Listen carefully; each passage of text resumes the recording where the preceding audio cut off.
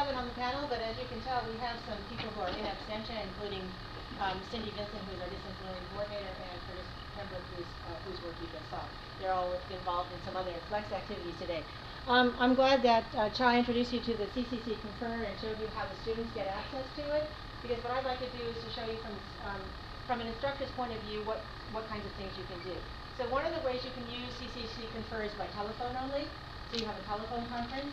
Another way is by using telephone, and you can also do the chat. You can see the text chat. I do it with my students with VoIP, which is Voice over Internet Protocol. So they don't need to use a telephone. They have a headset. Okay, so I use mine with a headset, with earphones and a microphone. Some students do that too, or else they set it up with their own whatever speakers and stick mic that they have. Some students can interact with us just by watching. You know, from the lurking, they're watching, but they're not participating by voice. So it kind of gives them different options. So what I'm going to do is show you some archives. You know what an archive is? An archive is a recording. Okay, so you know what a tape recording is, right?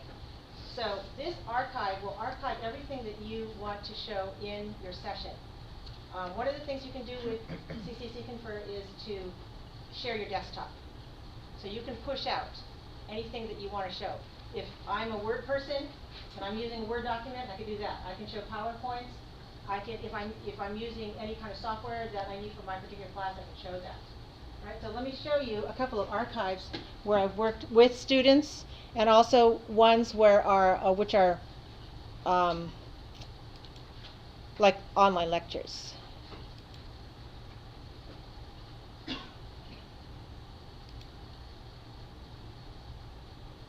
Here's an example of putting PowerPoint into, okay, so this one is an example where I've created PowerPoint and I brought it into the CCC Confer.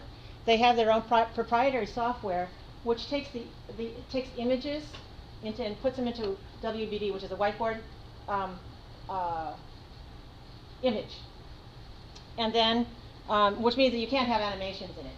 All right, so you can prepare your PowerPoint presentation, upload it to CCC Confer, talk through it, and have students interact with you by voice and by text. And so here's this, I'll just play a couple of snippets from it.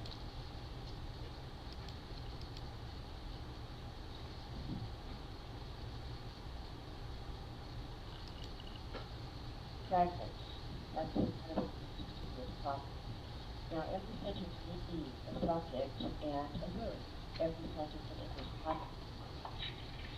Every expression is imperative. I'm fast forwarding through it. So as a user, afterwards, when you view an archive, you have the option of fast forwarding or reviewing any part of it that you'd like. So this is really good because your students are not going to come. Jim, you asked a good question. Do students actually come to your session? Maybe they don't because they take online learning because they can't all come or they don't want to all come at the same time. But if you use this system, you can archive your meetings. You can post a link and then they can come and view it as they like. So I never require this. I say this is a bonus to you, that you can come and listen to the lecture again later on. And so a lot of students access the lecture afterwards because they're not available during the time that you're actually doing a presentation. Okay, let's take a look at now. Okay, let me show you a different kind. This one is an example of using a PowerPoint presentation that then just gets converted into the images there. I'm going to stop that one and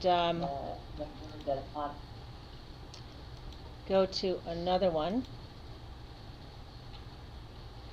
And this one you can see that I'm actually pushing out a web page. Okay, so I can choose to show web pages or any software that I have on my desktop. I can choose to show the entire desktop or I can show parts of it. Now in this particular case, I put it so that I could see the chat window on the side in case students had a question. Sometimes they'll talk to you while you're doing it, which means you're actually interacting orally. But other times they don't want to interrupt you and they feel better by chatting on the side, and so I left it so that I could see that. There also is a way for you to do presentation mode, where all they do is see your desktop or whatever you're projecting to them, and you don't have that option for chatting. So there are lots of different options that you have using CCC Confer. And this is available to all community colleges in California. So we are set up, as Mission College, we are set up as one of the eligible colleges. So here's an example of my showing a web page and then moving into, I think I start sharing an app, a Word doc.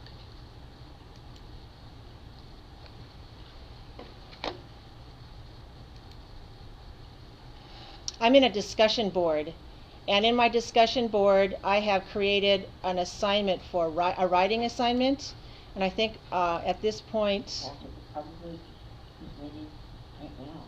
And I posted my I posted a model. paragraph here with some analysis, and I call it the study of public library. Now, in terms of public library, that's the library business. And I also a link.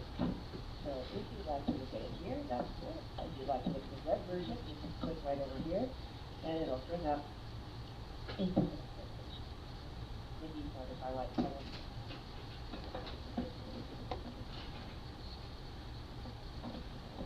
All right.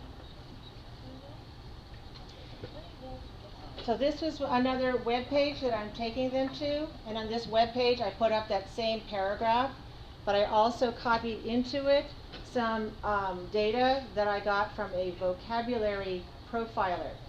So the class that I teach is an advanced grammar and editing class. So I'm trying to help students, ESL students, improve their understanding and use of grammar and vocabulary.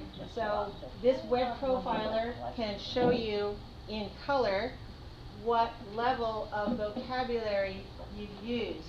And then you can use that information, that analysis, to help you develop vocabulary in a more academic way. And this is something you have in Internet, simply and simply means one by one. So I can also move my cursor at the bottom over in the play control to move up to any particular point.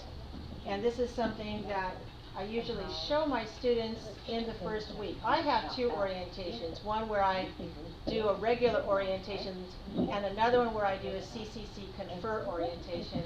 And I tell my students that if they've never done web interaction before, that they really should come, but I also archive it.